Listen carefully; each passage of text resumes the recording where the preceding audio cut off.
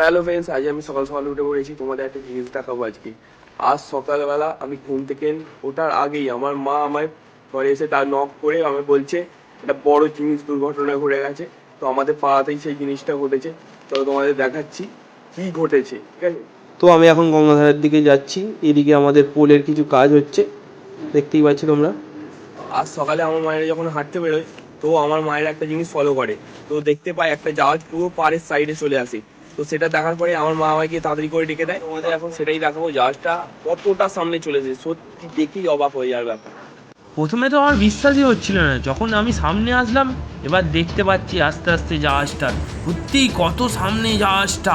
আর এই দেখো আমাদের জেটি ঘাট, আর এই দেখো জাহাজ। কোনোদিন ভাবতেই পারিনি যে এত সামনে থেকে জাহাজ দেখবো। ইয়া বড় জাহাজটা দেখো ফ্রেন্ডস, এই জাহাজটা দেখার জন্যে কত লোক চলে এসেছে। লোকে লোকারোক, লোক ভর্তি হয়ে গেছে গঙ্গার ধারে। এই দেখো কত লোক। আর ওইখান দিয়ে আমার মেজরু দেখে বলছে, এই ঘরের সামনে পাহাড় কোথ দিয়ে চলে এলো রে। আমাদের ঘরের সামনে তো পাহাড় ছিল না। তো মেজরুর কথা হাসবো না নাচবো সেটাই ভাবছি। সত্যি বলতে আমাদের তো গঙ্গার পাড়ে এরমভাবে কোনোদিন যাওয়ার সামনে চলে আসেনি, তাই পাড়ার লোক মানুষের মধ্যে এত আনন্দ। সব পাড়ার লোক আস্তে আস্তে ছুটে ছুটে দেখতে আসছে জাহাজটাকে, কিন্তু জাহাজটা আস্তে আস্তে বেরিয়ে যাচ্ছে। তো সব সময় তো জাহাজ এইভাবে পাড়ের ধারে চলে আসতে পারে না, তো তাই সব মানুষ পাড়ার লোক ছুটে ছুটে আসছে জাহাজটাকে দেখবে বলে।